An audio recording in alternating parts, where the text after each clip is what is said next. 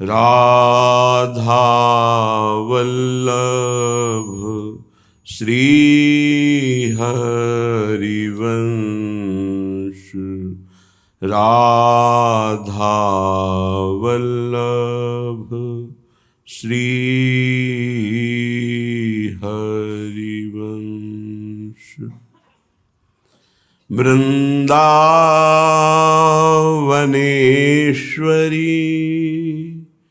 तवैव पदारविन्दम्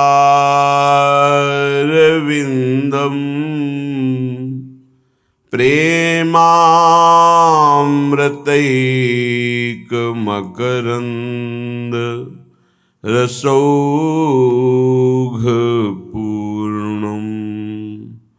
हृद्यर्पितं मधुपते स्मरतापमुग्रं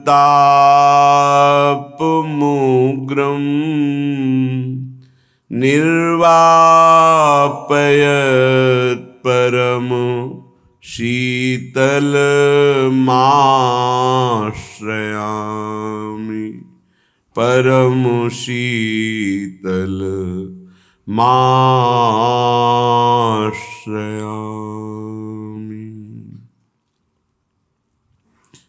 ये है कौन बात जू अब ही और अब ही और अब ही और ये है कौन बात जू अब ही और अब ही और अब ही और देवनारी नागनारी और नारी ते न होई और की और। देवनारी नागनारी और नारी ते न होई और की और। ये कौन बात जू अब ही और अब ही और अब ही और। पाछे न सुनी अब हूँ आगे हूँ न हुए है। यह गति अद्भुत रूप की और की और। यह गति अद्भुत रूप की और की और। श्री हरिदास के स्वामी श्यामा कुंज बिहारी या रस ही बस भये। यह भई और की और। कुंज बिहारी या रस ही बस भये। यह भई और की और। यह कौन बात जू अब ही और अब ही और अब ही और। करुणामयी कृपामयी लाडली जू की कृपा से ही ये संत समागम होता है। संत समागम केवल भगवत प्राप्ति के लिए है। केवल यदि भगवत प्राप्ति का लक्ष्य नहीं है तो वास्तविक संत समागम में आपके दरस परस अगना से जरूर होगा कि दर्शन से, संभाषण से, वायु स्पर्श से पाप नष्ट होंगे। पर पाप नष्ट होंगे और पुनः पाप करेंगे तो कोई लाभ तो हुआ नहीं। संत समागम का स्वरूप है जिसमें केवल भगवत चर्चा हो, आंतरिक कपट त्याग करके केवल भगवत प्रसन्नता के लिए या स्वांता सुखाय तुलसी रघुनाथ गाथा, तो संत समागम। चौथ भगत मम गुणगन करई कपट तज गान। भगवान श्री राम सबरी जी के सामने जब भक्ति का वर्णन करते हैं तो कहते चौथी भक्ति है मेरे गुणों का गान करना हृदय में कपट न रखते हुए। हृदय में कपट का क्या स्वरूप है? चर्चा कर रहे हैं धर्म की, भगवान की, और आशा रखते हैं धन की, मान की, अपनी प्रतिष्ठा की।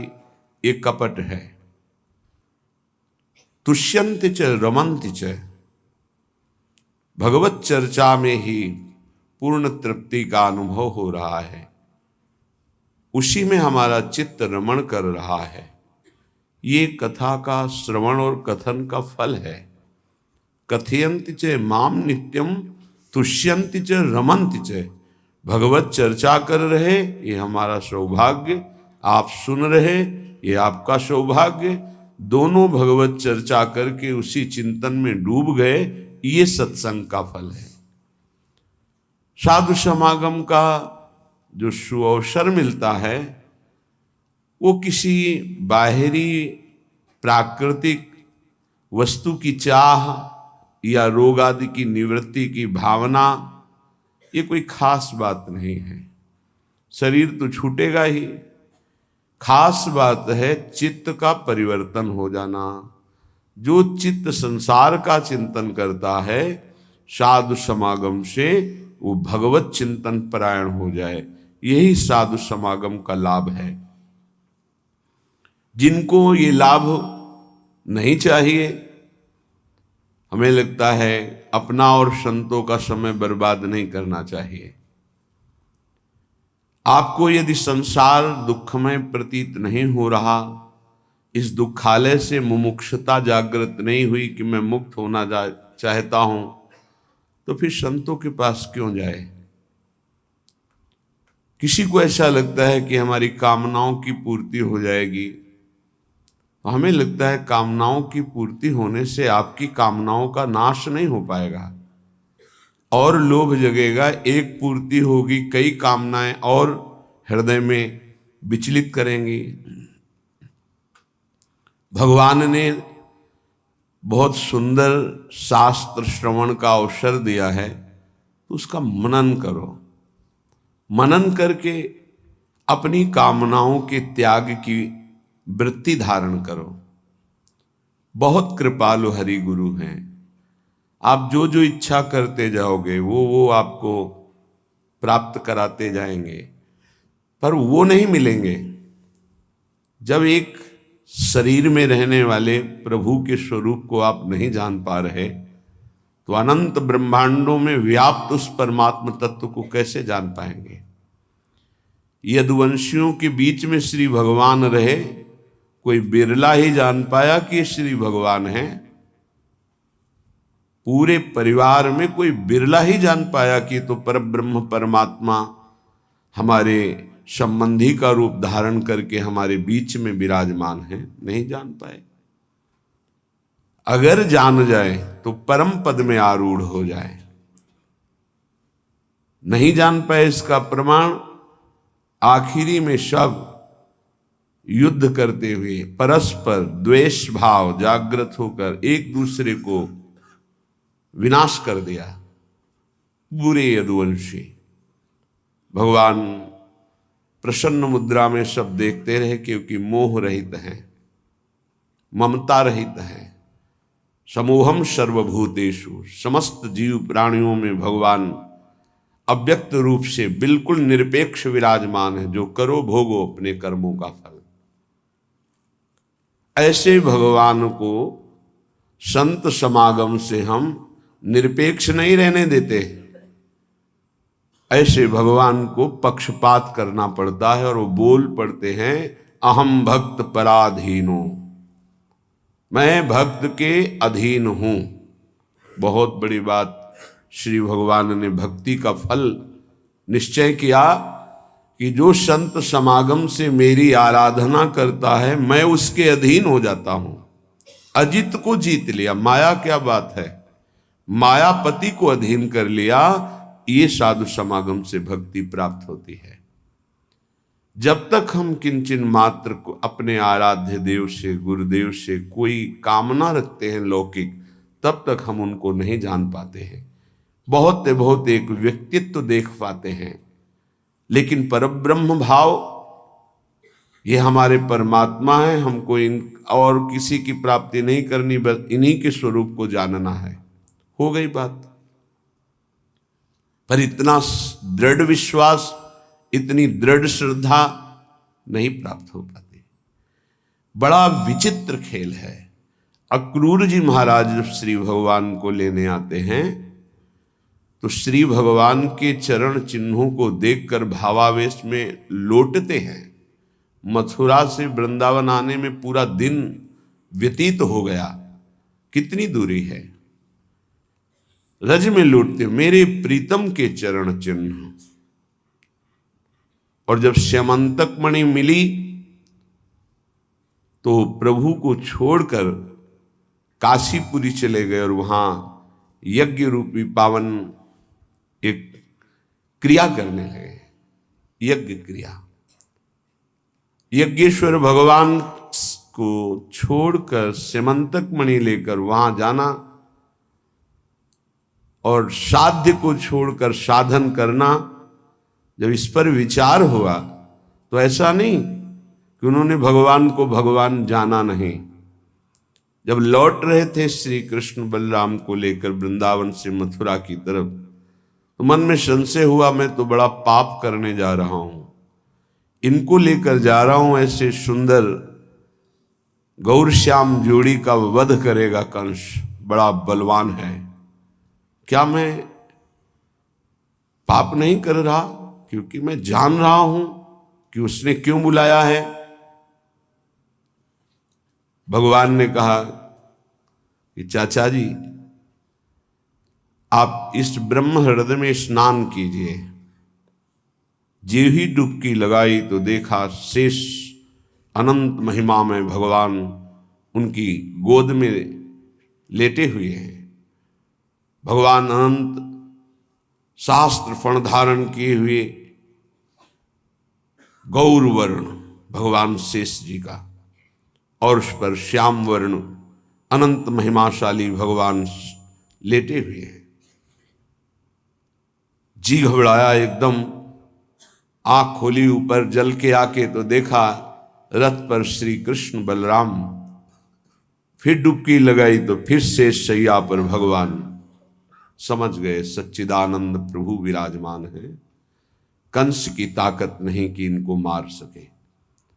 आए श्री भगवान ने पूछा, चाचा जी कोई आश्चर्यमयी बात देखी क्या? आपके मुखारबिंद से ऐसा लग रहा है। अक्रूर जी ने कहा, सर्वाश्चर्यमय। जब मैं आपको देख रहा हूं तो क्या आश्चर्य बकाया रह गया। ऐसी स्थिति में भी श्यामंतक मणि लुभायमान कर सकती है। यही भगवान की दुरंत माया है। प्रभु के सिवा और कुछ स्वीकार करना ये भक्ति का बहुत बड़ा दोष हो जाएगा, कलंक हो जाएगा। सब वस्तुएं, शरीर, संबंध साधन हो सकते हैं, साध्य केवल प्रभु होने चाहिए। आज हमारी उल्टी मति है। प्रभु साधन है और साध्य विषय है, साध्य संसार है, साध्य भोग है। इसी मति को पलटने के लिए साधु समागम मिलता है। साधु समागम मिला तो मानो परम लाभ मिल गया मृत्यु लोक का। उमा संत समागम सम न लाभ कछुआन। पर ये उसी को लाभ अनुभव में आता है जो श्रद्धा और विश्वास से भगवत कृपा का अनुमोदन करते हुए जय जयकार करते कि हरि आज हम पर बहुत प्रसन्न हुए, हमें साधु समागम मिला। जब द्रवहि दीन दयालु राघव तो साधु संगति पाइए। साधु संगति का केवल एक अर्थ है भगवत प्रेम, भगवत प्राप्ति। अगर ये नहीं तो फिर या तो साधु संग नहीं हुआ या फिर आपका बहुत मलिन अंतःकरण है, नहीं उसका प्रभाव है साधु संग का। विशेष अनुग्रह प्रभु की जब होती है तब साधु संग। जो प्रभु मोहि अनुग्रह कीन्हा तो तुम आई दरस हठ दीन्हा। संत संग मिल गया मानो संसार से पार होने का अवसर आ गया। अब हमारा आखिरी जन्म है क्योंकि संत समागम मिल गया। संस्कृति कर अंता, संस्कृति का, संत का संग संस्कृति चक्र आवागमन का अंत है। बिना प्रयास के, बिना ही प्रयास होई भव भंगा, बड़े भाग पाइप सत्संगा। अगर हमारा ये लक्ष्य नहीं है, हमें लगता है कि भगवत मार्ग के संतों का समय नष्ट नहीं करना चाहिए। बड़ा कीमती समय है। एक एक श्वास अपने प्रीतम के चिंतन में जो लगा रहे हैं, उनके समीप जाकर यदि हम भगवत प्रेम, भगवत प्राप्ति की चाह नहीं, भगवत प्राप्ति का, तो व्यर्थ समय नष्ट नहीं करना चाहिए। श्रीपाद प्रबोधानंद जी महाराज कह रहे हैं, तच्छास्त्रम मम कर्णमूलमपि न स्वप्ने पियायादहो। श्रीवृंदा विपिनस्य यत्र महिमा नात्यद्भुतः श्रूयते। ते मे दृष्टिपथम नयान्तु नितराम संभास्यता माप्नुयुः। ये वृंदावन वैभवे श्रुतिगते नोल्लासिनस्ते खलाः। प्रिया प्रीतम ऐसी कृपा कर दो कि मुझे कभी ऐसे लोगों का मुख न देखना पड़े, खलाहा, जो दुष्ट स्वभाव के हैं, जिनको आपसे कोई प्रेम नहीं, कोई मतलब नहीं, केवल विषय सेवन ही, संसार का आकर्षण ही उनके चित्त में है, व्यर्थ की वार्ता है। कह रहे हैं ये वृंदावन वैभवे श्रुतिगते नोल्लासिनस्ते खलाहा। वृंदावन का वैभव, श्री श्यामा श्याम का प्रेम रस, श्यामा श्याम का नाम, श्यामा श्याम का रूप लीला विलास, इससे जिसको कोई संबंध नहीं है, ऐसे जनों का कभी मैं दर्शन न करूं, कभी संभाषण न करूं। तच्छास्त्रम मम कर्णमूलमपि न स्वप्ने पियायाद हो। मैं कभी ऐसे शास्त्रों का शब्द भी सुनना नहीं चाहता जिनमें राधा नाम, जिनमें कृष्ण नाम, जिनमें प्रभु की भक्ति, जिनमें वृंदावन की महिमा प्रेम नहीं है। मुझे ऐसे शास्त्रों के एक शब्द भी नहीं सुनने। तच्छास्त्रम मम कर्णमूलमपि न स्वप्ने पियायाद हो। स्वप्न में भी मैं कभी ऐसी चर्चा ना सुनूं जिसमें हमारे प्रिया प्रीतम वृंदावन नाम रूप लीला धाम इसकी चर्चा ना हो। देखो, निष्ठा ही रंग लाती है। स्वप्न तुम्हारी निष्ठा का परिचय होते हैं। जो तुम्हारी दिनचर्या है, तुम्हारा जीवन है, वही परिचय तुम्हें स्वप्न में मिलेगा। अगर साधक के स्वप्न गंदे ही गंदे आते हैं तो अभी अंतःकरण में तुम्हारे साधन का कोई फर्क नहीं पड़ा। नहीं तो ऐसे स्वप्न आते हैं कि जागृत की इच्छा ही नहीं होती।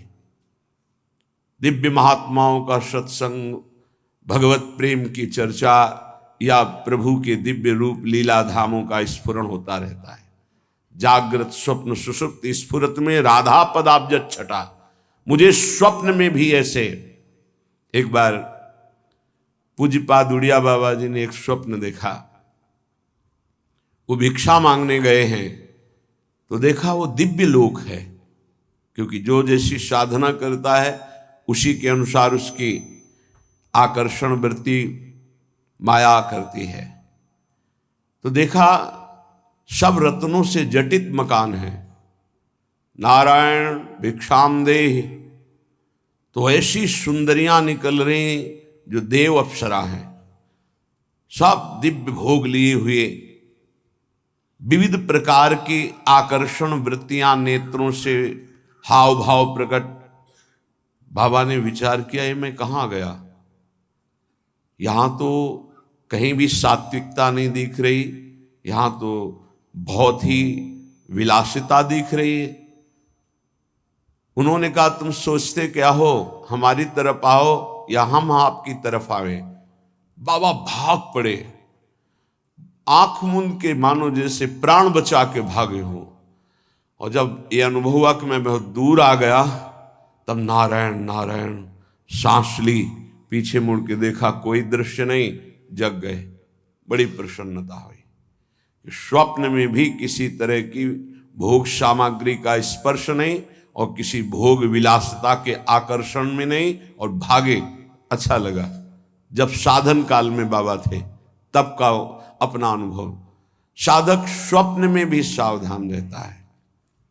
ये पक्की बात समझ लो, संसार में फंसे हुए जीव को विषय से अनासक्त करके प्रियाजू में लगाना सरल, लेकिन ब्रह्मनिष्ठा में लगे हुए हृदय का परिवर्तन करके फिर प्रियाजू में लगाना ये सबसे कठिन बात है। जैसे महाप्रभु चैतन्य देव ने प्रकाशानंद सरस्वती जी के चित्त का परिवर्तन किया, ऐसे ही रसिक महापुरुषों की कृपा से ये महान प्रेममयी निष्ठा जागृत होती है। मेरे कान में भी वो शब्द न पड़े जिसमें प्रियालाल नहीं है, धाम नहीं है, नाम की महिमा नहीं। श्री वृंदा विपिनश्च यत्र महिमा नात्यद्भुतः श्रूयते। ऐसी कोई भी चर्चा मैं नहीं सुनना चाहता जिसमें वृंदावन वैभव नहीं है। ते में दृष्टि पथम नयांतु नितराम संभाष्यता मापनुयुहु। बिना साधना के परमार्थ और संत वचनों का अर्थ समझ जाओगे। विषयी मन, विषयी बुद्धि प्राकृतिक वस्तुओं का तो निर्णय कर नहीं सकती, अप्राकृत चिदानंद शब्दों का भाव समझ जाओगे। नामे दृष्टि पथम, मेरी दृष्टि में भी ऐसे जन नावे जो प्रभु से विमुख है, जिनको प्रभु से कोई संबंध नहीं।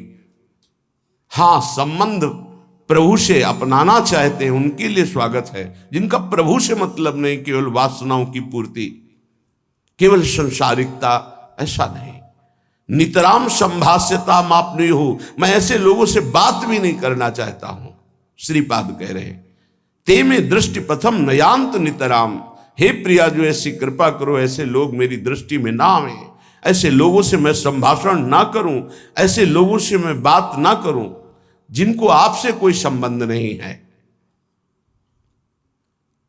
कल आपने सुना था, श्रीपाद कह रहे थे, सा में न माता सच में पिता ना, स में न बंधु सच में सखाना। वो न मेरी माँ है, न पिता है, न भाई है, न सखा है। कौन? जो प्रभु से विमुख करा दे, जो प्रभु के सन्मुख होने में बाधा पहुंचा दे। सामे न मित्रम सच में गुरु न, यो में न वृंदावन मादि सेत।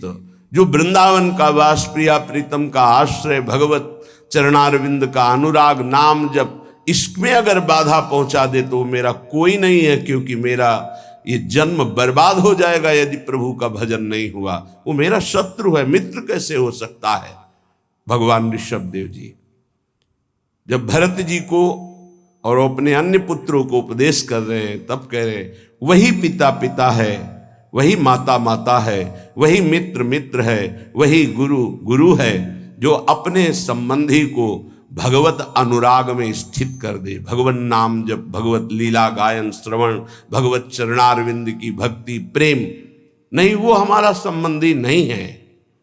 श्रीपाद कह रहे हैं अलमलमिह योषित गर्दभी संगम रंगे रलमलमिह वित्तापत्य विद्या यशोभि अलमलमिह नाना साधनायास दुःखैर् भवत भवत वृंदारण्य माश्रित धन्या। अलम रोक दो, मलम ये मलमयी बात, क्या ये जो काम भाव है ये महान मल है, ये इतना गंदा करता जाता है हृदय को कि छूटने की कोई गुंजाइश नहीं रह जाती। कुछ गोंद चिपकाव की ऐसी होती छूट जाती है, और कुछ ऐसी होती है कि अगर टिक गई 1 मिनट तो चमड़ी ही चाहे उधल जाए वो नहीं छूटने वाली। काम ऐसा रोग है, ऐसा चिपकाव है, ऐसा आकर्षण है कि जन्म बर्बाद हो जाए पर इससे मुक्ति नहीं मिलती। ध्यान रखना, गुरु कृपा है केवलम, ये ऑपरेशन गुरुदेव की कृपा से होता है। हमारे हृदय में जो ये अलम मलम, ये बहुत गंदा हृदय को करने वाला काम है। ये मल छूट जाए, ये मल न रह जाए। बहुत छाती जलती है, बहुत भजन में विघ्न डाल देता है, और ऐसी प्रबल आकर्षण वृत्ति है कि चराचर जगत इसी में फंसा हुआ है। संगम रंगम रलमल मिह, अगर कहीं इस काम का संग हो जाए तो हृदय अपवित्र हो जाता। अपवित्र हृदय में निर्णय करने की सामर्थ्य नहीं रह जाती। आप सच्ची माने, बिना किसी प्रयास के हंसते हुए इससे आप मुक्त हो जाएंगे। बस केवल अधीनता स्वीकार कर लीजिए अंदर से। अब जो कहें करें हम सोई, आयस ले चले निज दासी। हमारी मनमानी बिल्कुल न हो तो बिल्कुल हर दोष से आप मुक्त हो जाएंगे। हर दोष से, कोई दोष ऐसा नहीं जो गुरु कृपा से नष्ट ना हो जाए, और ये गुरु कृपा से ही नष्ट होते। पक्की भाई बात समझ लो, गुरु कृपा से ही नष्ट होते।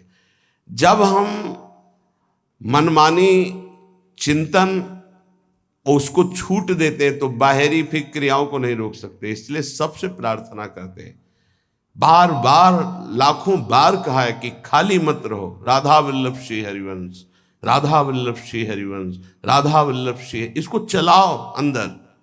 खाली रहोगे चिंतन बिगड़ेगा, चिंतन बिगड़ेगा, क्रिया बिगड़ेगी, सब बिगड़ जाएगा।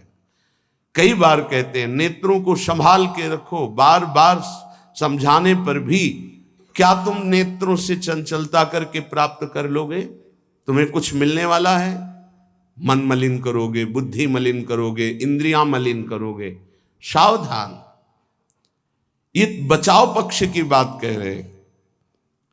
ये गुरुजन जो अनुभव की बात कहते हैं उसको मान लीजिए। आप समझते हैं कि हम छुप करके किसी को देख रहे हैं, वो आप किसी को नहीं देख रहे, आप अपने को मलिन कर रहे हैं। आप एकांत में मोबाइल आदि से कुछ देख रहे हैं, ये आप अपने को मलिन कर रहे हैं।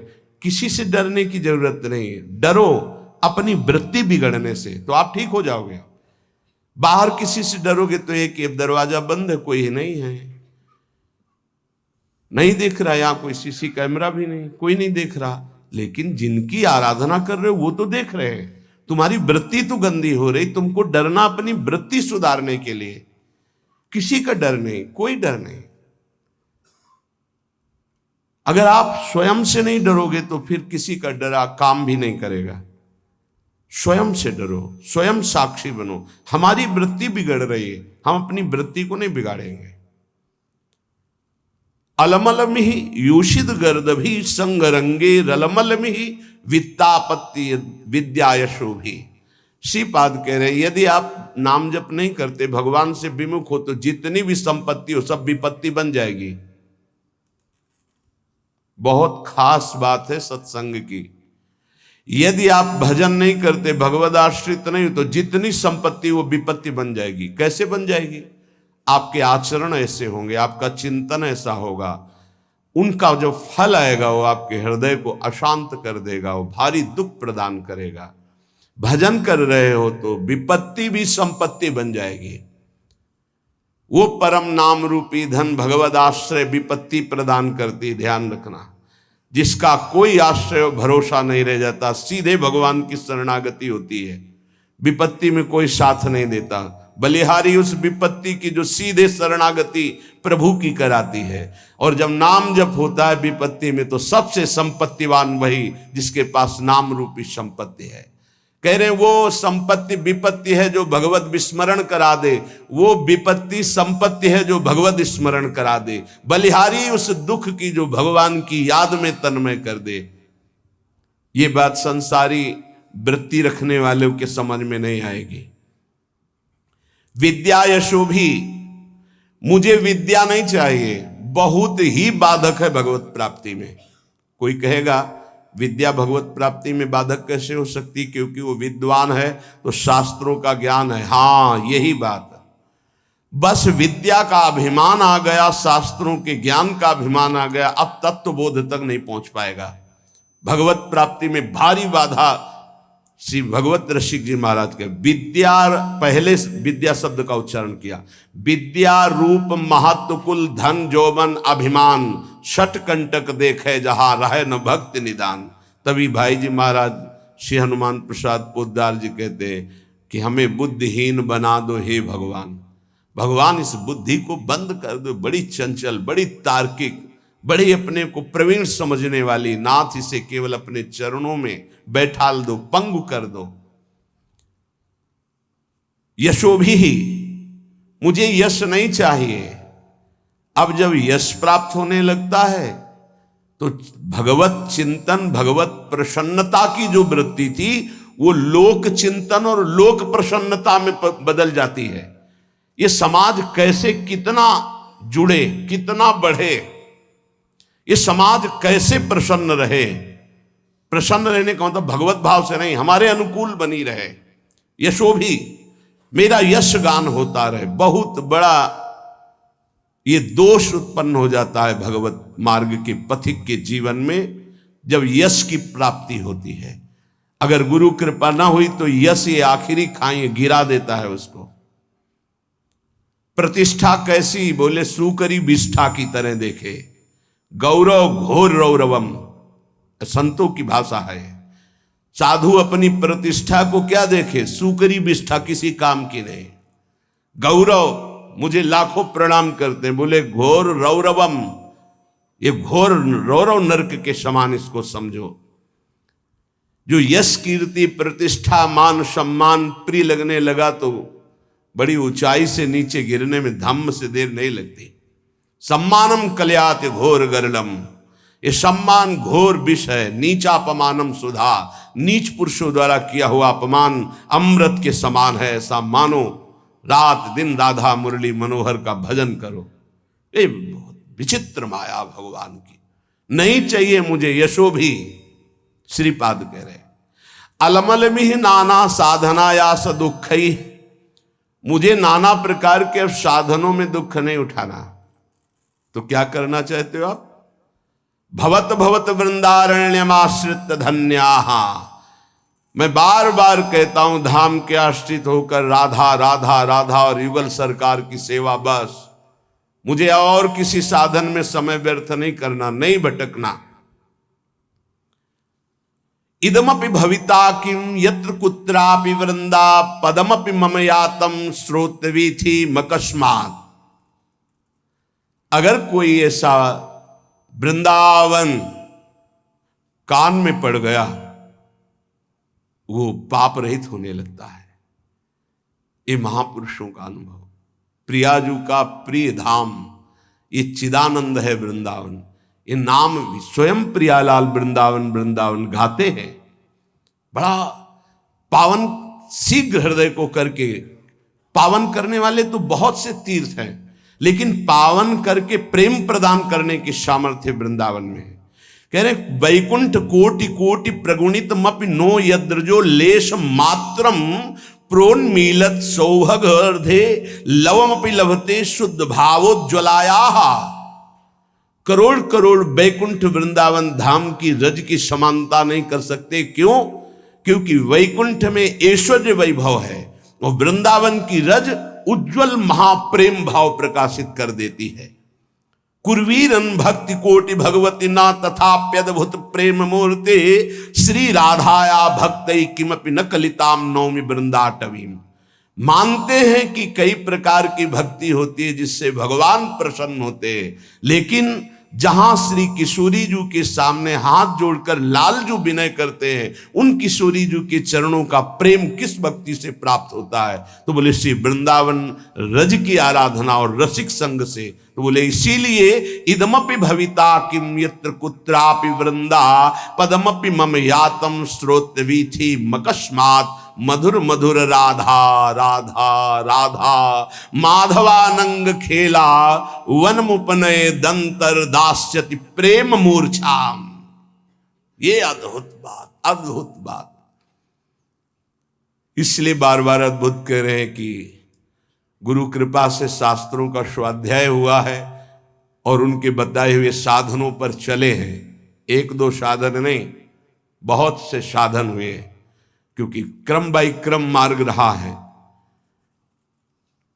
नैष्ठिक ब्रह्मचर्य, गायत्री अनुष्ठान, महावाक्य अनुष्ठान, संन्यास धर्म, क्रम बाई क्रम 20 वर्ष, फिर ये राधा राधा। ऐसे कोई अंधविश्वास या अंधश्रद्धा से नहीं बोल रहे। जो ज्ञान मार्ग का साधक होता है, बड़ा तार्किक बुद्धि होती है, वो ऐसे परास्त नहीं होता है। जब तक रसास्वादन नहीं होता तब तक वो स्वीकृति नहीं होती उस हृदय में जो ज्ञान प्रधान साधन रहा है। इदमपि भविता किम यत्र कुत्रापि वृंदा।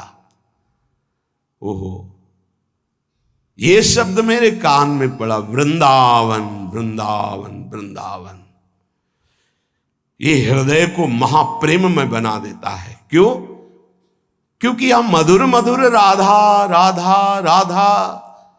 यहां के पशु पक्षियों की आवाज भी राधा नाम युक्त होती है, हमारी श्रवणेन्द्री पकड़ नहीं पाती। हरिवंश महाप्रभु हित सजनी स्वरूपा कह रहे, राधा यशो मुखर मत खगावली के। यहां के जितने भ्रमर, कोकिला, कपोत आदि पक्षी हैं, ये जब गुंजार करते हैं तो अपनी भाषा में बोलते हैं राधा राधा राधा, प्रियाजू का यश। यहां की वायु राधा राधा लेकर के, यहां के पत्ते की खुड़कन में भी राधा शब्द कटाक्ष होता है। वृंदावन के वृक्ष को मरम न जाने कोई, यहां डाल डाल और पात पात पर श्री राधे राधे होए। मधुर मधुर राधा राधा राधा। इस जो राधा नाम जपने के लिए जिनको हृदय में भाव आया, मानो श्री कृष्ण बरस पड़े, भगवान बरस पड़े उसके ऊपर। जिसकी जिह्वा से राधा राधा और वृंदावन पर श्रद्धा, तो बोले युगल सरकार की प्रेममयी जो लीला है, जिस लीला का एक भी क्षण हृदय में प्रकाशित हो जाए तो बोले प्रेम मूर्छाम, वो प्रेम विकल हो जाए, मूर्छित हो जाए।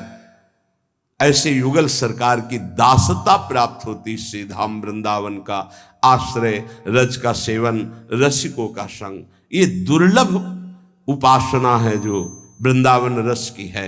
इसीलिए स्वसुख वांछा जहां तक है, मोक्ष तक, वहां तक का त्याग होता है यहाँ के उपासक में।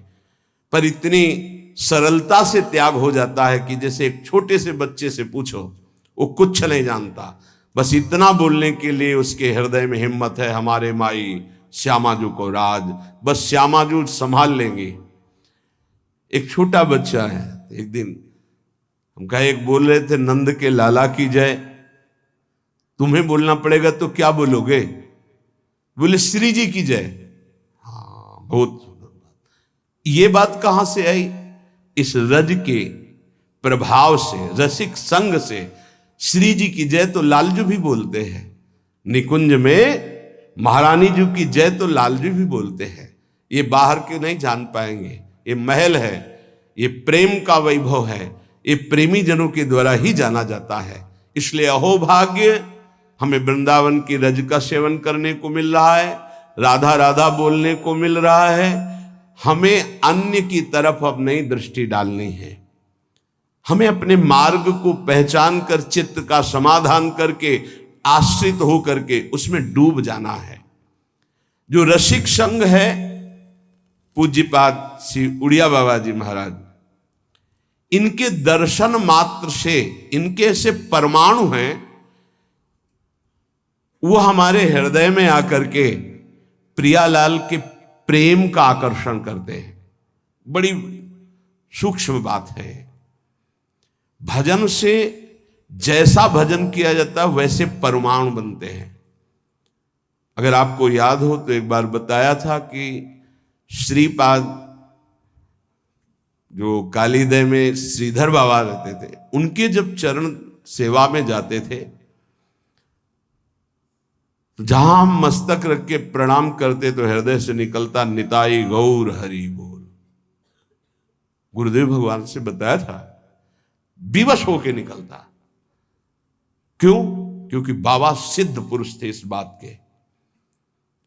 चरण चापते तो कृपा से मंत्र अपना चलता, लेकिन जब मस्तक झुका के उनके चरणों में रखते तो हृदय से निकलता निताई गौर हरि बोल। तो कह रहे हैं कि जब रसिक का हम दर्शन करते हैं, संभाषण करते हैं, तो सबसे बड़ा लाभ मिलता है, उनके परमाणु हमारे अंदर आते हैं। जो हमारा परिवर्तन होता है उनके परमाणु से, उनके वचन से परमाणु आते हैं। उनकी दृष्टि शक्तिपात में, दृष्टि से शक्तिपात, वचन से शक्तिपात, संकल्प से, स्पर्श से, ऐसे महापुरुष जन लोक कल्याण, जगत कल्याण करते हैं। प्रत्यक्ष में भगवत भक्तों के दर्शन से, उनके श्रीमुख से निकले हुए वचनों के श्रवण से और मनन से स्वाभाविक प्रभु में प्रीति होने लगती है। विश्वास करो, महापुरुषों के वचन हैं।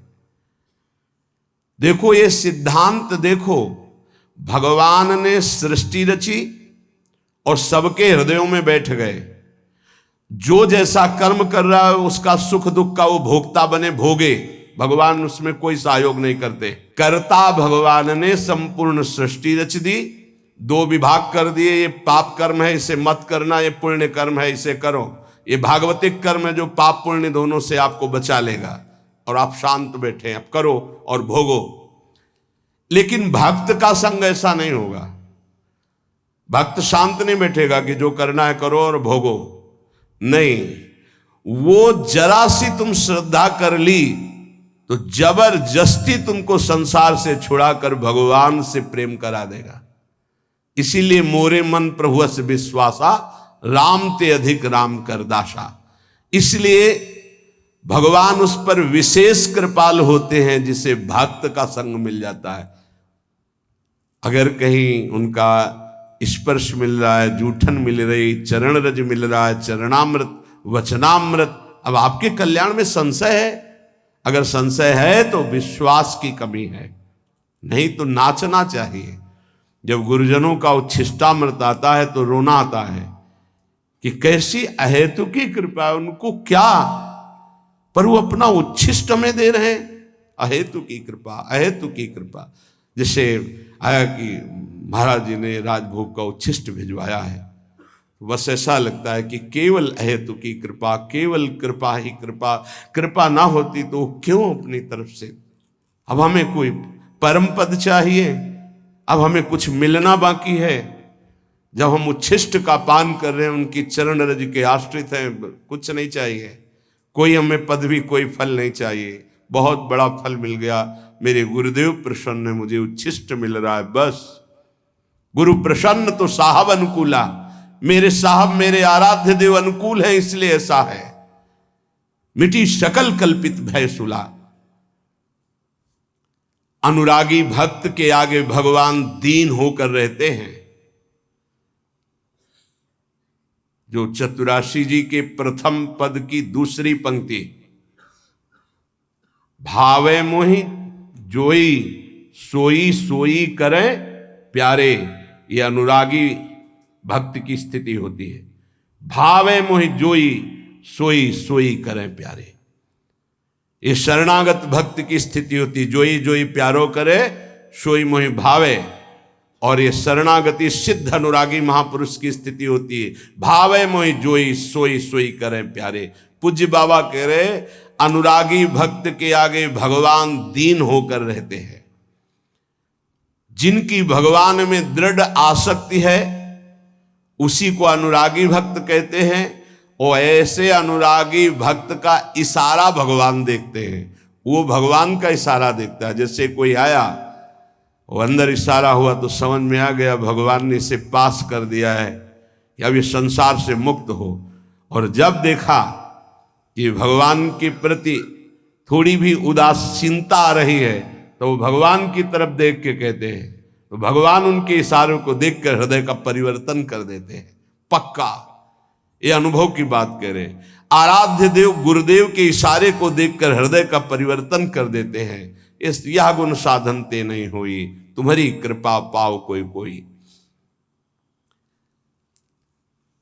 कैसे तुम्हें बताएं भक्त के सामने भगवान नाचते हैं। जैसे गीता जी में कहा यंत्रारूढ़ानि मम माया, मैं अपनी माया के प्रभाव को देख रहा हूं, सबको कठपुतली की तरह नचा रही है।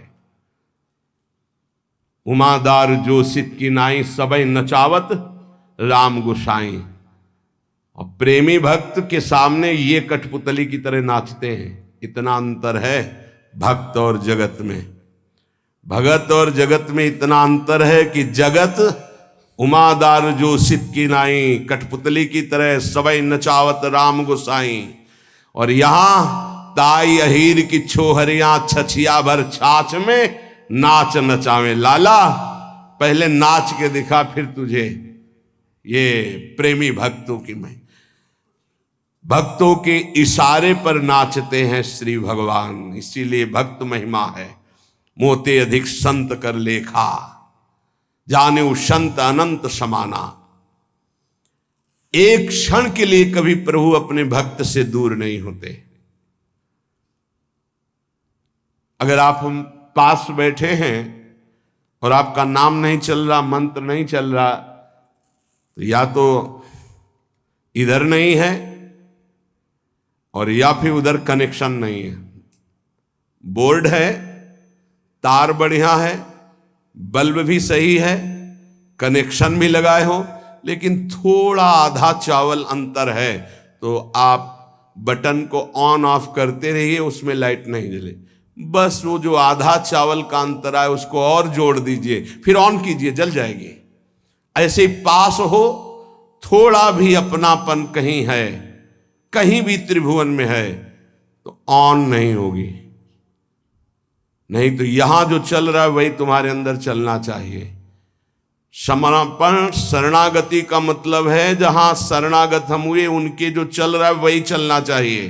वो नहीं चल रहा तो कनेक्शन ठीक नहीं है आपका। अगर कनेक्शन सही है तो फिर वहां चल नहीं रहा, इसलिए नहीं चल रहा।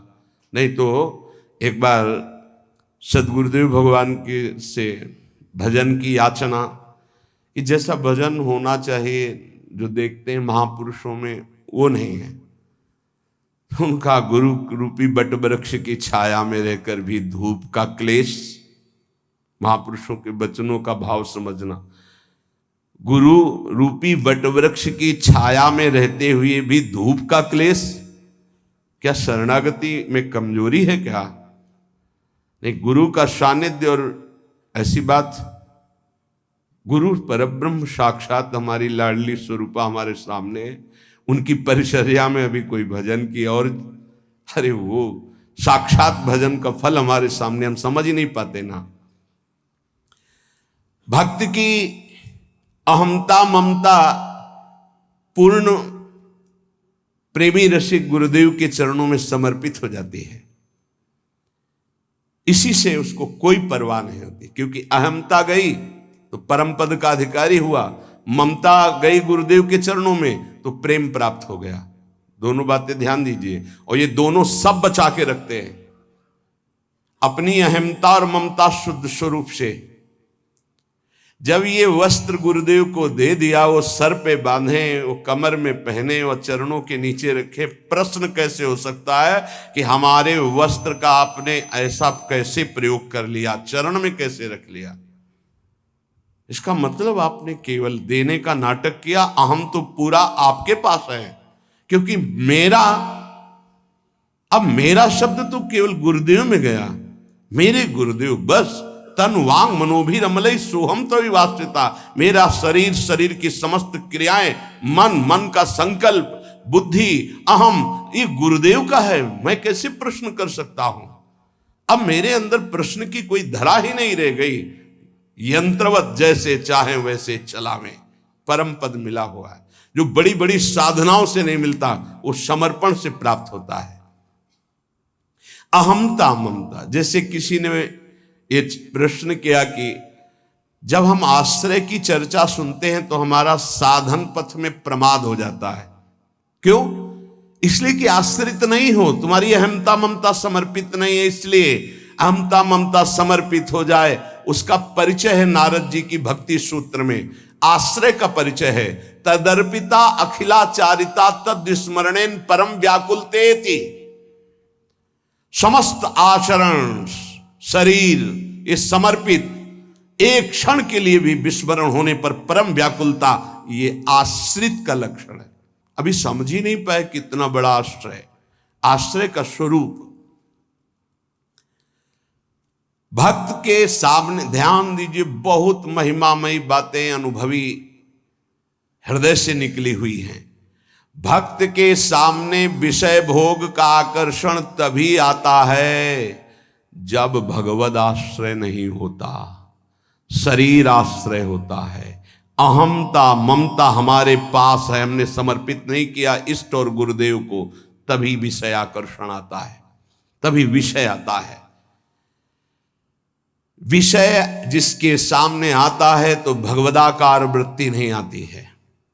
भगवदाकार वृत्ति अहमता ममता समर्पित करने वाले की, अहमता ममता, कितनी जोर की ममता का समर्पण भक्तों के हृदय में होता है। भगवान ऐसी कलयुग में अगर परीक्षा लें तो कोई देने के लिए तैयार ही नहीं, लाखों में कोई नहीं तैयार हो पाएगा। बोले हमारा सिंह भूखा है, मोरध्वज जी की कथा। हाँ प्रभु, आपको समर्पित तन मन प्राण अभी आ रहा चला क्या, मतलब गजब की भक्ति, गजब का समर्पण, अहमता ममता समर्पित है। दीवाल में चुने जा रहे हैं गुरु गोविंद सिंह के दोनों लाडले, 9 किशोर अवस्था है। अब मान जाओ, धर्म का त्याग कर दो, हमारे धर्म को स्वीकार नहीं। पूरा उनको दीवाल में चुन दिया गया, ना पिता के हृदय में क्षोभ, ना पुत्रों के हृदय में क्षोभ। यह है अहमता ममता का समर्पण। जरा देखो हम भक्ति का कैसा समर्पण होना चाहिए, कैसा समर्पण किए, तो एक तरह से उपहास कर रहे हैं। अहमता ममता को हम बचाए हुए हैं और परिवर्तन चाहते हैं तो कनेक्शन ही नहीं है। अहमता ममता का कनेक्शन ही नहीं है तो तुम्हारा परिवर्तन कहां से हो जाएगा? प्रभु को अपने सामने देखने की सामर्थ्य उसी में होती है जो भगवदाकार वृत्ति होती है। जिसकी भगवदाकार वृत्ति किसकी होती, जो अहमता ममता समर्पित कर देता है। निरंतर भगवदाकार वृत्ति रहने के कारण वो जिधर देखता है भगवान दिखाई देते हैं। यहां निरंतर विषयाकार वृत्ति होने के कारण भगवान में भी विषय दिखाई देता है। भगवान ही तो सब बने।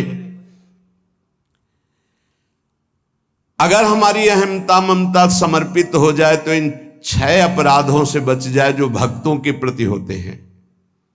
भक्त के ये 6 अपराध तुम्हारी भक्ति को ढक देंगे। पहला, किसी भी महात्मा के वास निरूपण पर जो हम निंदा करने लगते हैं, हमारी सामर्थ्य नहीं कि हम क्या जाने वो कैसे रह रहे हैं। महाप्रभु चैतन्य देव एक दिन कीर्तन में बहुत उल्लसित होकर उन महापुरुष का नाम ले रहे थे, बार बार नाम उच्चारण कर रहे थे। हमें नाम विस्मरण है। बहुत सुंदर पोशाक महंगी महंगी पहनते थे, पान पाए, इत्र लगाए, फुलेल केशों में सजाए। बहुत वर्ष हो गए पहले चैतन्य महाप्रभु के पावन चरित्र का पठन किया था, इसलिए स्मृति नहीं उनका नाम, उनके नाम का।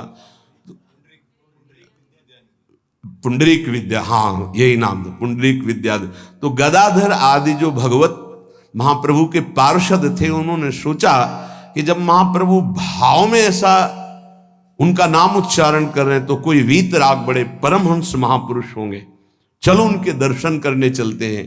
तो पता चला कि अमुक जगह वो आए हुए हैं। वहां तो देखा बहुत सुंदर पलंग, दुग्ध फेन जैसा, ऊपर से गद्दे के ऊपर चद्दर और गिरदा लगे हुए हैं, और केश जो फुलेल से ऐसे सुगंध आ रही है। पान खाए तो गदाधर जी के मन में आया कि इतना विलासितापूर्ण जीवन और ये भगवत भक्त हो सकते हैं, संशय हुआ।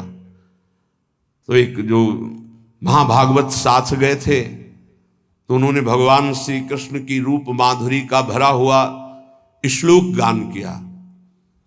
जो ही श्लोक सुना हुंकार मारी और धूल धूसरी, हा कृष्ण हा कृष्ण। और वो सब जो अब उनकी समझ में आया कि अरे महाप्रभु जो बोल रहे थे परम सत्य, वो प्रेम के अष्ट सात्विक भाव संवरण होना मुश्किल हो गया। अश्रुधारा नाक बह रही, धूल धूसरित हो।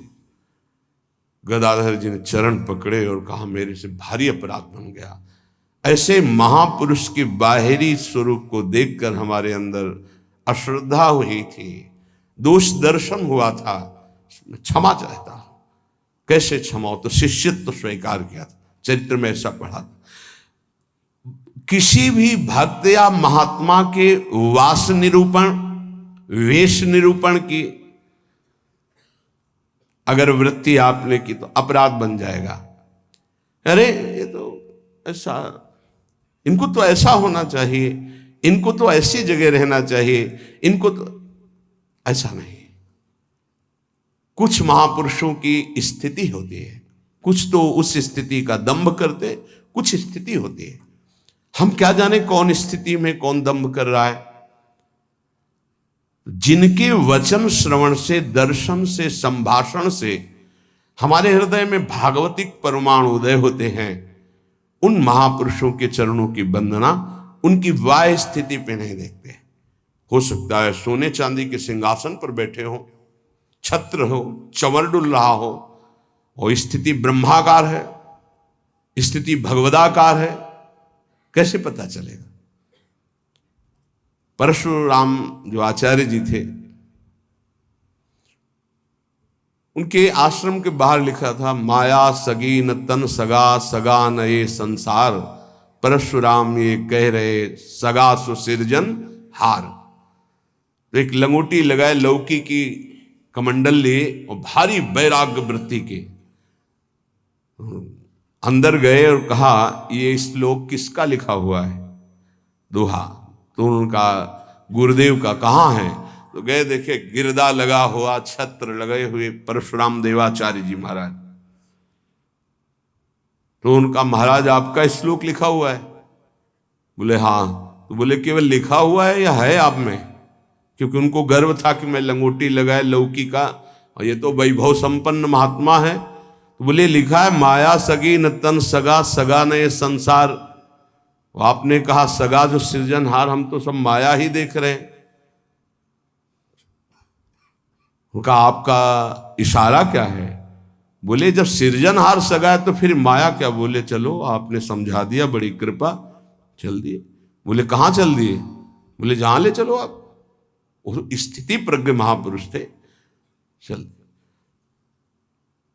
जब 10-12 किलोमीटर चले तो बोले भिक्षा का हमारे समय हो रहा। तो बोले परशुराम देवाचार्य ने आज तक कभी हाथ नहीं फैलाया, आकाश वृत्ति पे हम रहते हैं, प्रियालाल जैसी व्यवस्था करते हैं उसके अनुसार रहते हैं। बोले हम तो भिक्षा वृत्ति से रहते। बोले जाओ मांगने। बोले आपके लिए भी ले आवे, कभी किसी का सहयोग नहीं चाहा, केवल सीधे प्रियालाल से आप अपने लिए लाइए और पाइए, और जहां आपकी इच्छा वहां ले चलिए। वो गए भिक्षा लेने, वो जंगल के एक जगह बैठे हुए थे, तो वहां से राजा की सवारी निकली। देखा परशुराम देवाचार्य उतरे, साष्टांग दंडवत। महाराज यहाँ कैसे? प्रभु की इच्छा। बड़े सौभाग्य कि हम तो भगवान की असीम कृपा मानते हैं कि आपके दर्शन, हमारी इच्छा है कि हम कुछ राजभोग तैयार करवाते हैं। जैसी हरि की इच्छा, देर न लगी, वहां रसोईया लग गए, कढ़ाइयां। महाराज अगर यहां विश्राम करें, बस इशारा हो जाए तो जैसी हरि इच्छा, खुदाई शुरू, आश्रम निर्माण की नींव के लिए खुदाई शुरू, कढ़ाई चढ़ गई, बनना शुरू हो गया। वो संत आए 1 घंटे बाद, वहां देखा, बोले यहां क्या हो रहा है? बोले यहां आश्रम बनेगा, ये रसोई बन गई। तो उनका महाराज ये क्या लीला है? तो बोले तुम जिस वैराग्य के अहम वृत्ति को धारण किए हो, उस अहम वृत्ति का त्याग करो। वैराग्य का तात्पर्य होता है राग रहित, स्पृहा रहित होना। वो चाहे असंख्यों के वैभव में बैठा है, लेकिन राग और स्पृहा रहित है। अगर एक लंगोटी का भी राग है, लौकी के कमंडल का भी राग है, शरीर का भी राग है, वो रागी है, वो वीतरागी नहीं है। वीतराग की स्थिति को समझना बड़ा कठिन। दत्तात्रेय जी महाराज से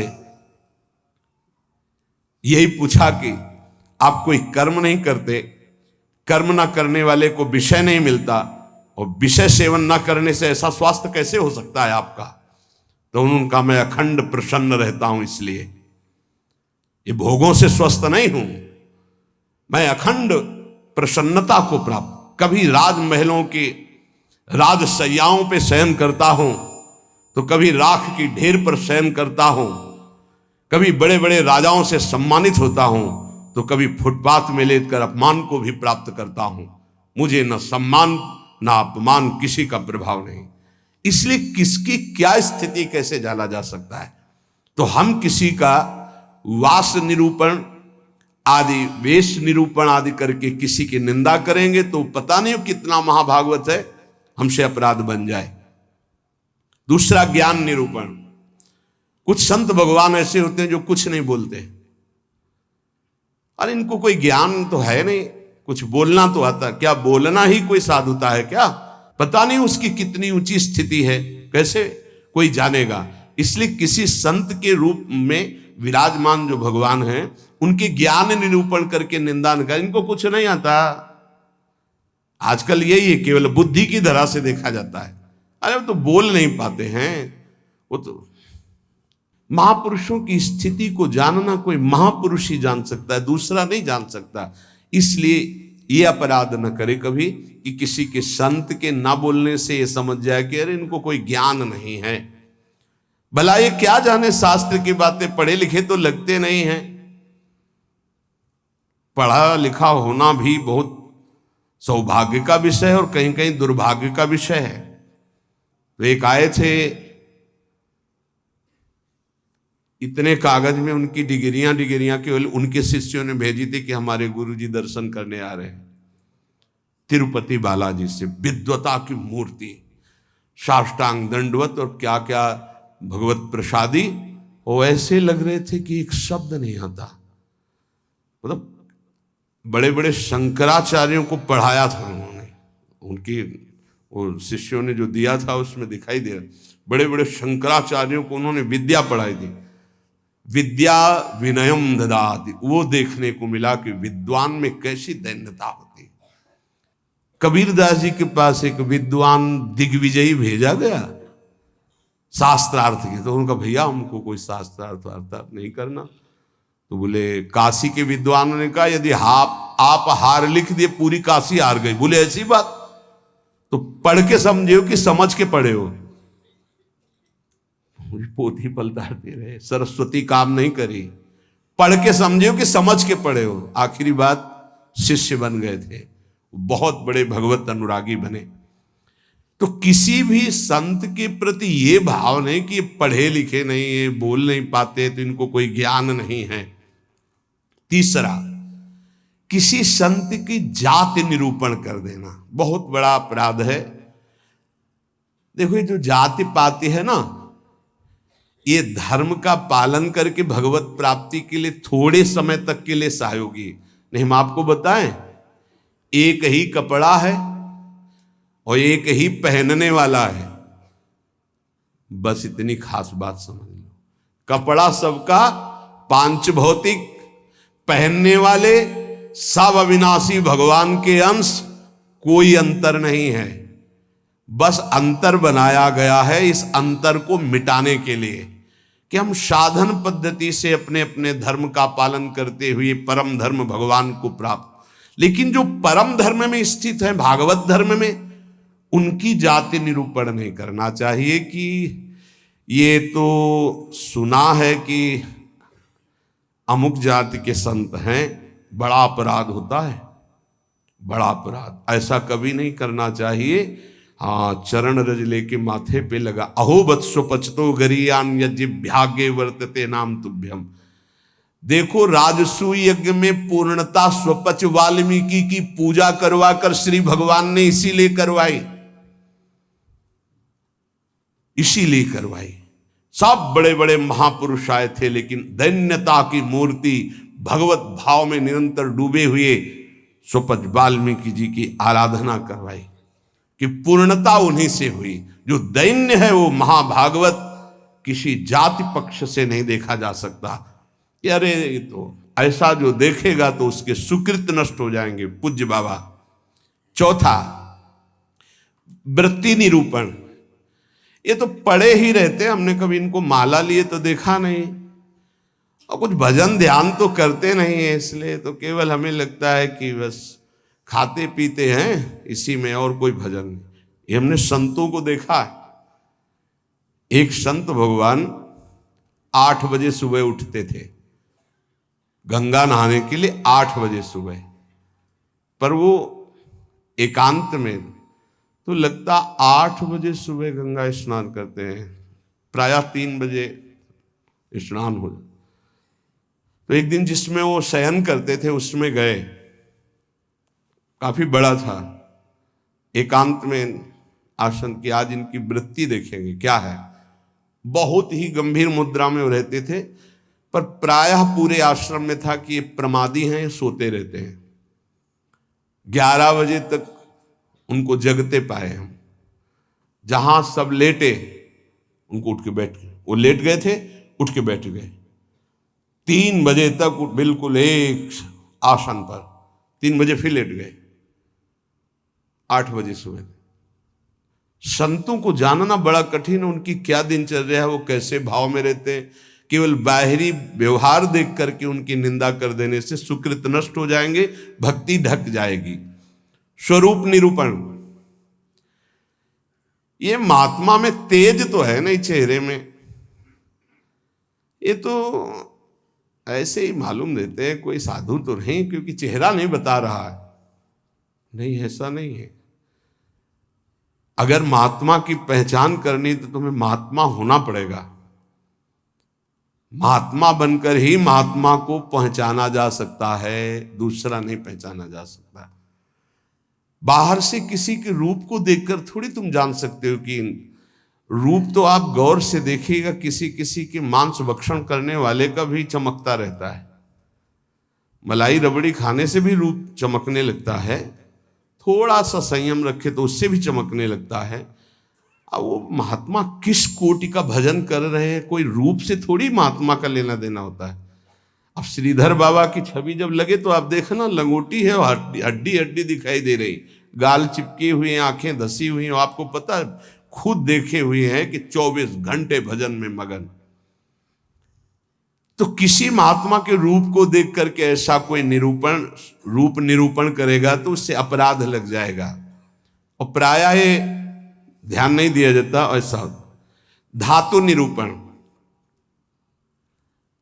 भगवत विग्रह ये पाषाण का है कि ये धातु का है, सामने पूछे ये पत्थर के भगवान है कि इसमें अष्ट धातु के। घोर अपराध बुद्धि। भगवत विग्रह सामने नहीं, भगवत विग्रह साक्षात अर्चावतार भगवान है, भाव उसमें। ये नहीं कि सामने जाके पूरे संगमरमर के बने हुए, कौन सी धातु के बनी हुई भगवान है, ये अपराध। धातु निरूपण भगवत विग्रह या भगवत भक्त के पास। जैसे वैराग्य में धातु स्पर्श निषेध किया गया है, या तो सन्यास में नारियल का पात्र और वैष्णव जनों में रज का पात्र। धातु के पात्र के प्रयोग का निषेध है वैराग्य में। लेकिन जो महापुरुष हैं, मान लो उनको सोने की वो थाली में पा रहे हैं, उनकी क्या स्थिति है। अब हम देख करके अपने वैराग्य का वहां भाव थोपे, वो स्थिति उनकी क्या है। वैराग्य का भाव थोपे तो फिर अपराध बन जाएगा। किस स्थिति में कौन महापुरुष है जानना मुश्किल है। सबको भाव से नमस्कार करके हम अपने भाव को सुरक्षित रखते हैं। तो वास निरूपण, ज्ञान निरूपण, जाति निरूपण, वृत्ति निरूपण, स्वरूप निरूपण, धात निरूपण। वृत्ति निरूपण में ये भिक्षावृत्ति तो करते नहीं, केवल भंडारा खाते हैं। आपको क्या पता किसकी क्या स्थिति है, वो कैसे। संतों की लीला भगवान जानते हैं या तो वो संत जना दे तो जानने में। अपने लोग इसकी परवाह करते हैं क्या। कहीं कौन से अपराध ऐसे बन जाते हैं जो हृदय को कठोर कर देते। इसलिए शांत। ब्रज में मुझे एक महात्मा मिले थे, उन्होंने मुझे कुछ उपदेश दिए। मैंने उड़िया भाषा में अपनी डायरी में लिखे थे। उन्होंने उपदेश दिए कि अगर ये आपके अंदर भाव आ जाएगा, लक्षण आ जाएंगे, तो आपको भगवान अपनी तरफ से आके दर्शन दे देंगे। बड़े महात्मा थे, तो बाबा ने उड़िया भाषा में अपनी डायरी में लिखा था, उसका हिंदी लिपि में यहां वर्णन है। पहला, भजन करते हुए अपने को सबसे दीन मानना। अपने आप भगवत साक्षात्कार हो जाएगा। भजन करते हुए अपने को सबसे दीन मानना, इससे कोई अपराध ही नहीं बनेगा, कोई अपराध नहीं बनेगा। लिख लेना चाहिए। भजन करते हुए साधक को अपने को सबसे दीन मानना, सबसे आदेश त्रणादपि सुनिचेन। दूसरा, किसी से भी कपट पूर्वक वार्ता व्यवहार ना करना। निष्कपट व्यवहार करने में क्या जाता है। अपने भगवत मार्ग के पथि के, चाहे गृहस्थी हो चाहे विरक्ति हो।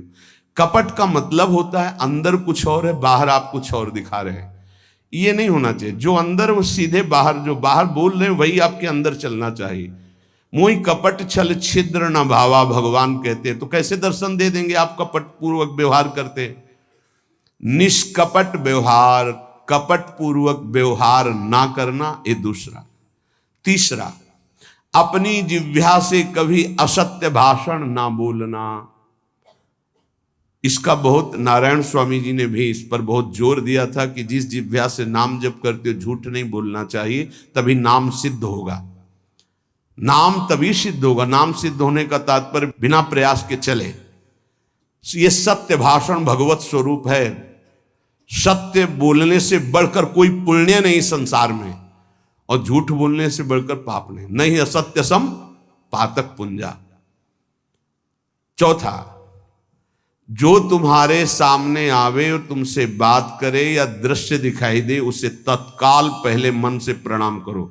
बिना प्रयास के भगवत साक्षात्कार हो जाएगा। चराचर जगत में जो तुम्हारे सामने, जैसे कोई व्यक्ति आया है तो राधा वल्लभ लाल जी आपकी जय हो, अंदर से मेरे प्रभु, अब बात करो।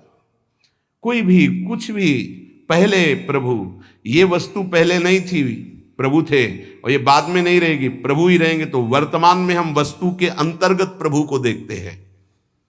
पांचवा, ना मेरा तन है, न मेरा मन है, न मेरा धन है, न मेरे प्राण है, ये मैंने सब कुछ प्रभु को समर्पित कर दिया।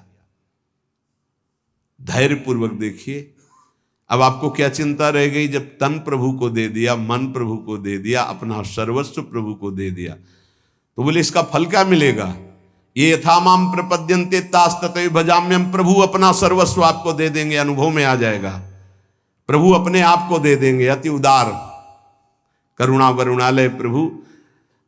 अगर आप थोड़ा सा भी अपनापन करेंगे तो उनका थोड़ा सा अपनापन बहुत बड़ा होता है। अपने तन मन धन सर्वस्व पर अपना अधिकार न करके अपने प्रभु का अधिकार। छठवां, एकमात्र पूर्ण श्रद्धा अपने आराध्य देव में, मेरी लाडली, मेरे प्रियालाल। सातवां, सदैव पराधीन रहना। अगर गुरुदेव के अधीन हो, इष्ट देव के अधीन हो, तो माया तुम्हें अधीन नहीं कर पाएगी। अगर इष्ट देव और गुरुदेव की अधीनता स्वीकार नहीं करोगे तो माया अधीन कर लेगी। हमेशा अपने को पराधीन देखना कि मैं स्वतंत्र नहीं हूं, ये तन मन प्राण इष्ट देव गुरुदेव को समर्पित है, मैं वही करूंगा जो आज्ञा कर रहे हैं, उनके विपरीत नहीं कर सकता। अब आप देखो, विपरीत करते हो कि आपको याद आता है कि मेरा शरीर गुरुदेव की धरोहर है, मैं इसके द्वारा कोई अनाचार दुराचार कोई गलत चेष्टा, मेरा मन गुरुदेव की धरोहर है, इष्ट देव की धरोहर है, इससे हम गलत चिंतन नहीं कर सकते। मेरा धन गुरुदेव की धरोहर, इससे हम गलत व्यवहार नहीं कर सकते। मेरे प्राण गुरुदेव को समर्पित, इसलिए हर श्वास मंत्र जपेंगे, बिना बुलाए भगवान दर्शन दे जाएंगे। 8वां, आराध्य देव के सिवा अपना कोई नहीं है, ये हृदय में बैठा लेना। अपने वास्तविक है तो आराध्य देव ही अपने हैं। 9वां, अपने आराध्य देव के अनन्य चिंतन के सिवा और कोई चिंतन ना होने पावे। 10वां, अपने आराध्य देव से जो गुरुदेव ने संबंध दिया है, हर समय उसकी स्मृति रहना। क्या रहती स्मृति? मैं श्री जी की सखी हूं, दासी हूं, उनकी परिचर्या में हमारा जीवन समर्पित है, मैं उनकी दासी हूं। कभी सोचते हो आप? सोचो, तुम्हारा संबंध हो चुका है। कोई ऐसे नहीं कि तुम्हें केवल सोचना ही है, तुम्हारा संबंध हो चुका है, तुम्हारा पाणी ग्रहण हो चुका है। श्री जी ने तुम्हारे पाणी को स्वीकार कर लिया, ग्रहण कर लिया है। उसके साक्षी हैं गुरुदेव। गुरुदेव ने पाणी ग्रहण कराया है, प्रिया प्रीतम को हमारा हाथ पकड़ा दिया है। हम अपने संबंध, 10वां है, अपने संबंध को हर समय अपनी स्मृति, मैं प्रियालाल की हूं, मैं प्रियालाल की हूं, मैं प्रिय सखी हूं लाडली जू की। ये 10 भाव रखो। अब जैसे हमारे अपना भाव बताया, तो जो दास है वो दास भाव को देखे, जो सखा है वो सखा भाव को देखे, जो गोपी गोपी भाव को देखे। अपने स्वरूप को संबंध से चिंतन करना। हमारा स्वरूप क्या है? सहचरी बपू, मैं श्री जी की निज दासी हूं। कई बार दिन में आता है आप लोगों के, कितनी बार सोचते हैं हम? जबकि यहां हर चेष्टा करते हुए उसी भाव में रहना है। अगर ये 10 भाव हृदय में आ गए तो कह रहे हैं किसी भी तीर्थ में जाओ या ना जाओ, कोई और साधन करो ना करो, तुम्हें भगवत साक्षात्कार हो जाएगा। पहला, फिर सुन लीजिए, अपने को भजन करते हुए सबसे दीन मानना, किसी के साथ भी कपट का व्यवहार ना रखना, सदैव सत्य भाषण बोलना, चराचर जगत का कोई भी वस्तु व्यक्ति सामने आवे अपने प्रभु का भाव करना, अपने तन मन धन प्राण सर्वस्व को अर्पण कर देना। मेरा अधिकार नहीं, नाथ सकल संपदा तुम्हारी, मैं सेवक समेत सुत नारी। अर्पण का मतलब ये होता है भाव। 6वां, अपने आराध्य देव में ही पूर्ण श्रद्धा समर्पित हो जाना।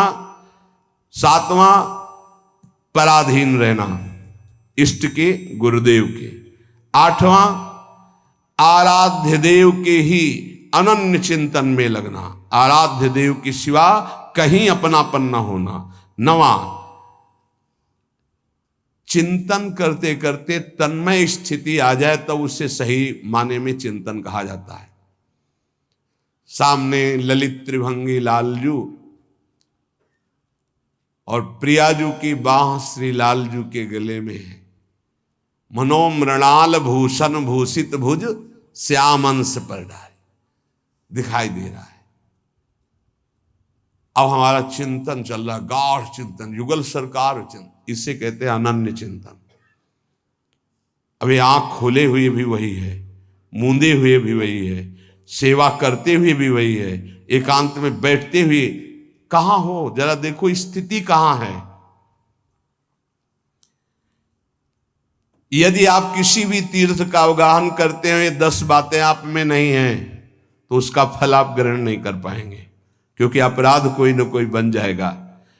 हम आपसे सत्य कहते हैं कि कल्याण आपके चिंतन से होगा, इन बातों को स्वीकार करने से होगा, भागने से नहीं होगा कि हम यहां चले जाएं, हम वहां चले जाएं तो कल्याण हो जाएगा। अगर आपका आंतरिक चिंतन इन बातों में है तो आपके अंदर वो सामर्थ्य जागृत हो जाएगी कि आप प्रभु को देख सकते हैं। इसलिए जो सत्संग है उसे बार बार सुना जाए, उसका मनन किया जाए और अपने हृदय में धारण किया जाए, तो हमारा इसी जन्म में अंतिम जन्म माना जाएगा और भगवत साक्षात्कार हो जाएगा। जहां तक गुरु कृपा से प्रयास है, कथन श्रवण करके यही प्रयास है कि संसार की असत वृत्तियां छूटें और भगवत प्राप्ति हो जाए, हमें भी आप सबको भी। जिनको ये नहीं चाहिए तो भूल मत करना, यहां कुछ लाभ नहीं मिल पाएगा, यहां नहीं मिल पाएगा। यहां लाभ अगर मिल पाना है तो एकमात्र अध्यात्म का लाभ मिल सकता है। यहां कोई आशीर्वाद, ये भीड़ लगाना कि हम कोई जादूगर हैं, कुछ चमत्कार कर देंगे, तो बिल्कुल कुछ नहीं होने वाला। हम तुम्हें हाथ उठा कहते, हो जाए, तुक्का लग जाए तो तुम्हारे पुण्य, पक्की बात समझ लो। तुक्का लग जाए कि आप कामना करके आए, कामना की पूर्ति हो गई तो आपके पुण्य, हमारा कोई उसमें लेस मात्र भी सहयोग नहीं है। पुण्य आए वृंदावन धाम संत दर्शन के, आपकी भावना, आपकी कामना पूर्ण हो जाए, वो आपका भाव। हमारा लक्ष्य है भगवत प्राप्ति।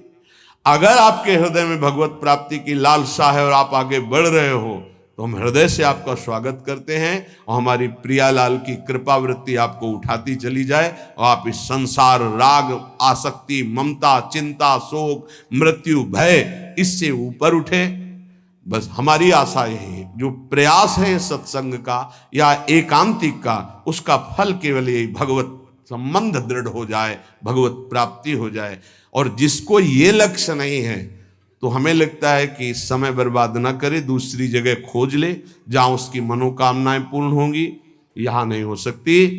बिल्कुल समझ लीजिए, यहां कामनाओं का नाश होता है, कामनाओं की पूर्णता नहीं। यहां कामनाओं की निवृत्ति होती, कामनाओं की पूर्ति नहीं। यहां यदि हम कामनाओं की पूर्ति की भावना लेकर के आएंगे तो शायद है कि तुम्हें असंतोष हो जाए। बिल्कुल पक्की बात समझो। और कामनाएं अगर पूर्ण होती हैं तो वो कोई खास बात नहीं है। जन्म जन्म से सब कामनाएं भोगते चले आ रहे हैं। एक कामना जागृत हो जाए कि मुझे भगवान की प्राप्ति करनी है, तो हमारा सत्संग सार्थक, हमारा एकांतिक सार्थक, हमारा जीवन सार्थक। इस संसार का नाम मृत्युलोक है, यहां सबको मरना है। सीधी बात सुनो, मरना है, आज नहीं तो कल, कल नहीं तो परसों, चाहे बीते बरसों, अंतिम परिणाम शरीर छूटना है। जब शरीर छूटना है तो सब कुछ छूटना है। तो इसलिए हम इसका महत्व नहीं रखते। दुख सुख भोग कर समय काट लो, राधा राधा राधा बोलो और जन्म जन्मांतरों के पापों का नाश करके परमानंद में निमग्न हो जाओ। हमारा लक्ष्य यही है। आज बनावटपन बहुत पसंद किया जाता है। आज मधुर वचनों के द्वारा तुम्हारी कामनाओं की पूर्ति के वादे बहुत पसंद किए जाते हैं। वो यहां नहीं है, नहीं होगा। वृंदावन की भूमि से कह रहे हैं, यदि आपका लक्ष्य भगवत प्राप्ति नहीं है तो यहां आना आपका, हमारे पास आना यहां व्यर्थ माना जाएगा। आप अन्यत्र देख लीजिए। भगवान नाम जप, आचरणों की पवित्रता, भगवत प्राप्ति, तो जी जान से आपके मित्र हैं, सहयोगी हैं, आपके चरणों की वंदना करेंगे और आपका आदर से हम संभाषण भी और आदर से आपको परमार्थ में बढ़ाने की वृत्ति भी। परमार्थ से, प्रिया प्रीतम से मतलब नहीं, अपने शरीर और कामनाओं की पूर्ति से।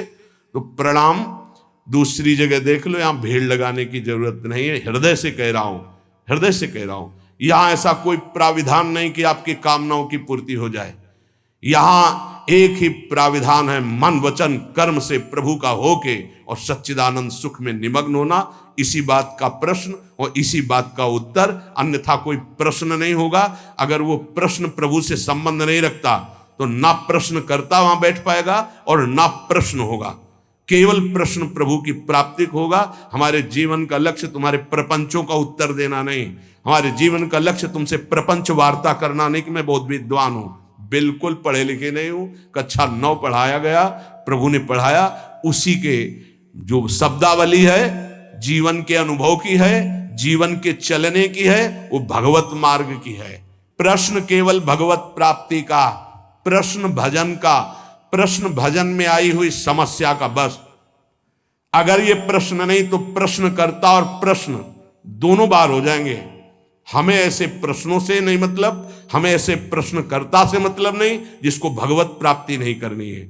यह हमारा मार्ग ऐसा नहीं, खिलवाड़ का मार्ग नहीं, केवल भगवत प्राप्ति का मार्ग है। और शुरू भी इसी बात से किया था। जो बात अभी निकल गई, अगर वो टेप हो गई और हजारों बार हजारों लोगों को सुनने में आएगा तो उनका मंगल होगा, बस इस बात से। अब वो एक अलग रूप होता चला जा रहा है। फालतू के जो प्रश्न जिनका हमसे, हमारे भागवतिक मार्ग से कोई संबंध नहीं है, ऐसे प्रश्न ना हम सुनेंगे, ना ऐसे का उत्तर दे पाएंगे। हमारी क्षमता नहीं है, क्योंकि हमारे केवल प्रियालाल भगवत प्राप्ति की वार्ता, अन्यथा मौन श्रवणेन्द्रिय बंद, क्योंकि बहुत कम समय जीवन का बचा है जो प्रियालाल में जाए, हमारा भी और आपका भी। पता नहीं है कौन सी श्वास आखिरी हो, व्यर्थ के प्रपंच में समय नष्ट करना यह बर्दाश्त नहीं। इसलिए भगवत प्राप्ति के मार्ग में चलने वाले उपासकों का स्वागत है। जो हृदय में है, जो गुरुदेव प्रताप है, उसमें साझा है आपका। यदि भगवत प्राप्ति नहीं तो राधा वल्लभ श्री हरिवंश, भीड़ लगाने की जरूरत नहीं। हम अयोग्य हैं, हम आपकी कामना पूर्ण नहीं कर सकते, हम आपके प्रपंचों का उत्तर देने लायक नहीं हैं। आप कहीं और स्थान देख लीजिए। श्री राधा वल्लभ लाल की।